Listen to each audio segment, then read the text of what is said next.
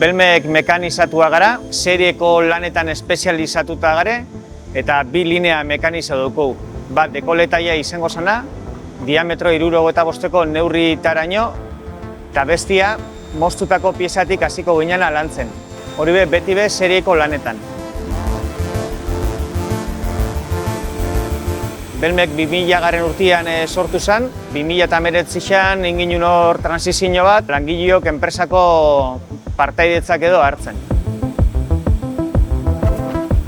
Sektore ezberdinendako itzen dugu lana, eolikoa, elebazioa, automatismoak, industriala eta material aldetipe edozein materialekin egin aldugu lan.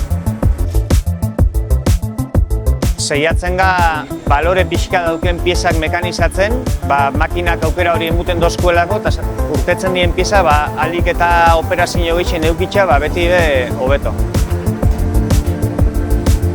Tolerantzia estutan ibiltzen ga, 2 zentesima azpitik makinatik etaratzen dugu. Merkauan daren makina marka honenetarikoa dauko, CMZ, Mazak, Milano, Gildemeister. Belmekek eskaintzen dabena da zerbitzu integral bat.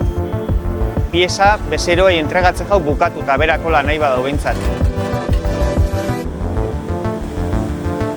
Ze pieza mota izan lehike diametro txiki batetik hasi, 5 inguruko diametro batetik eta 350 milimetroko diametro bateraino.